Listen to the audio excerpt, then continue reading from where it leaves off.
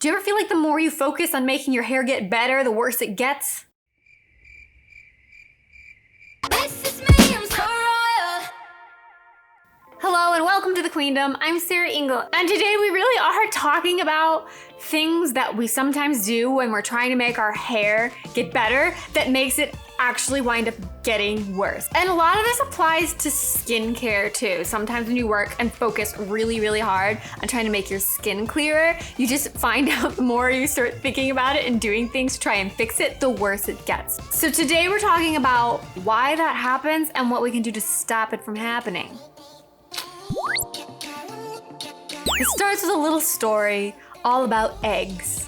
A lot of channels like 5 Minute Crafts recommend doing egg hair masks. And I've said in the past, I can find absolutely no research that's validated by science that it does anything for your hair. But I wanted to dive deep into it further and really look at eggs. The whole thing behind eggs is people are like, hair is made of protein and eggs are full of protein. So putting eggs on my hair makes it like a legit protein treatment.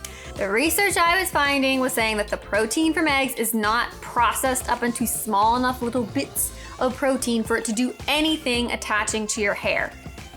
But that's not really where the story led me. I wanted to look more into this whole thing of protein, going down the protein rabbit hole.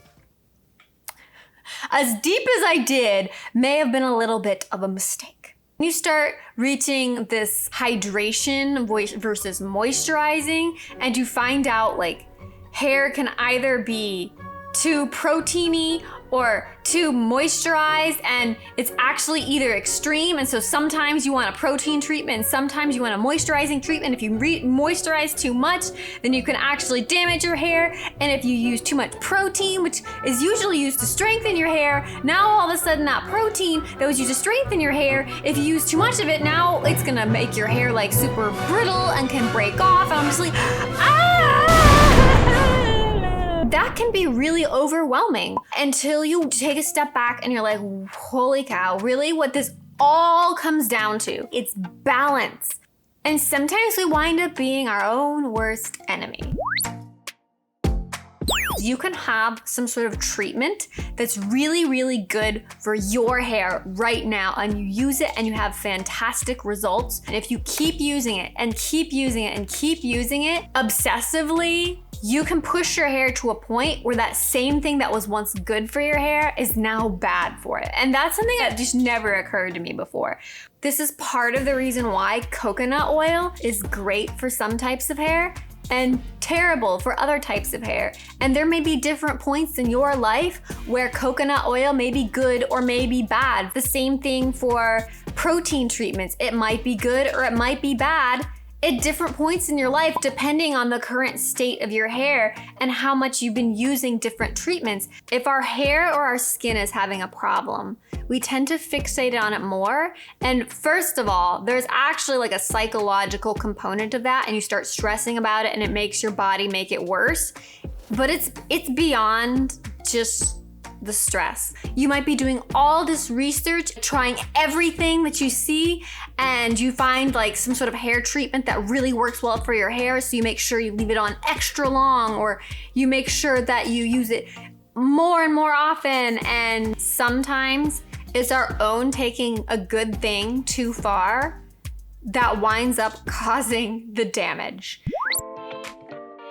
I have a skin-related example for you. A few months back, I told you guys a story about hair vitamins. I have a whole video on why they are trash. They don't make your hair grow faster. In most cases, biotin, if it does anything at all, will just make you break out. The same thing can happen with iodine. I told you guys how I had never broken out on the left side of my face, and all of a sudden I was breaking out all over the left side of my face. There were a couple changes that I'd made. I had started taking hair gummies based off of something that I had heard on YouTube was good for your hair, and I was like, well, I've never tried it before, let's try it. My skin absolutely did not like it. It was way too much, and it has been proven that it can cause breakouts. When I stopped the biotin, the skin started to get better, but it wasn't back to where it was. This started becoming a really big problem also around the same time that I started walking a lot.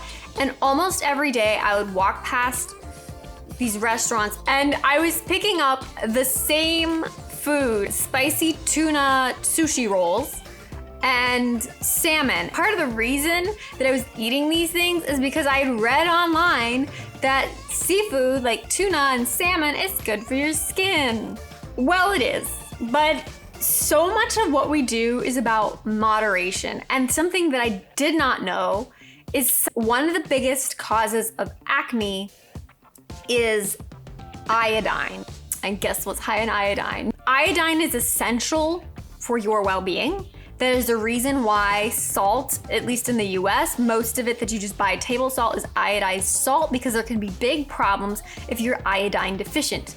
However, on the other hand, there can be big problems if you have too much iodine. Because I was eating almost nothing but things extremely high in iodine, we had a problem. Within probably a week of just stopping eating things that are only high in iodine, my skin started to improve.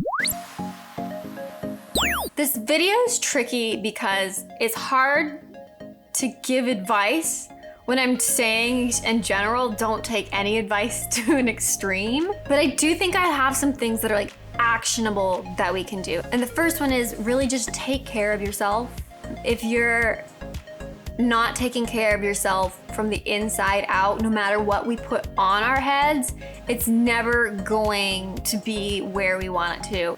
The next one is really just keeping in mind that moderation and balance. There's nothing wrong with trying new things, trying a new treatment, but you don't need a new treatment all the time. You don't need to use the same treatment even all the time. The more hair products we start using, the more skin products we start using, the more supplements we start using. Supplements are being pushed on us so heavily right now. The hair gummies, they're called supplements for a reason. Supplement means it's basically like an additive. It's supposed to be giving something that you're missing. But if you're already eating a balanced diet, you should be getting most, if not all of those things already. And then third, there are some just basics we can follow. Things about being gentle with your hair.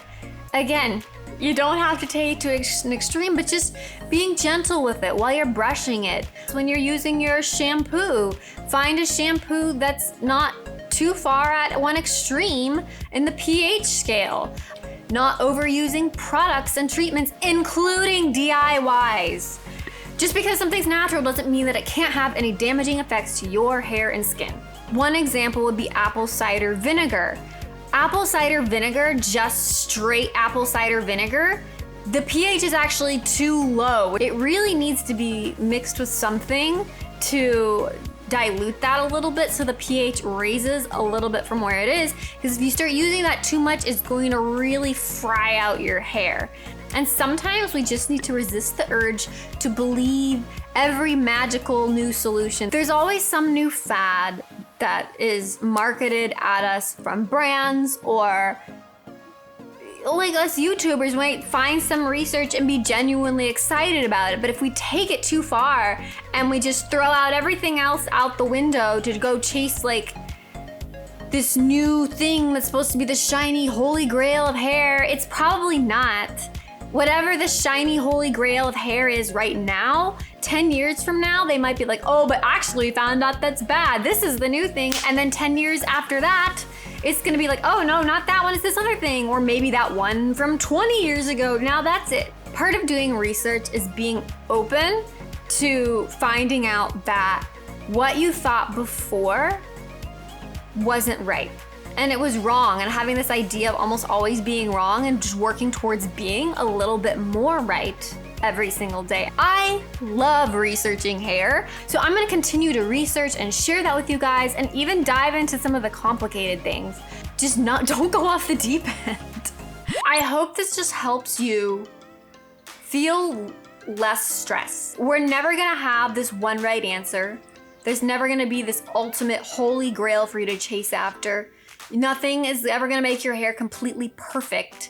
That quest for perfection Probably partly stems from this Instagram land we live in where everything looks like perfection all the time. And if we just stop stressing so bad and trying to find that one right thing, we'll find things actually tend to balance themselves out.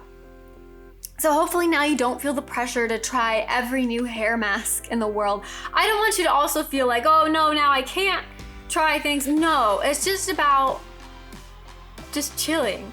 We need to chill. I need to chill. I thought it was important to just take a step back and be like, hey, please avoid some of my mistakes where I just go off the deep end with things. It's a lot easier for one. And it's gonna be a lot healthier for you, your hair, your skin, just you as a person.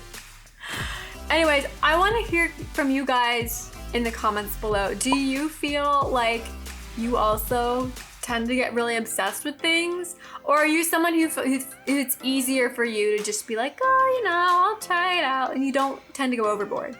Because I'm an overboard person, and it's not good. If you guys want to see more videos, remember to subscribe. Thank you guys so much for watching, and I'll see you next time. Bye-bye. Oh, I know what I need to do. I need to do a shout out. Oh, shout out to Laura-Kita. Thank you, Laura-Kita. I finally remembered. I don't mean to forget. I put so much energy sometimes into filming, but by the time I'm done, I'm just like, oh.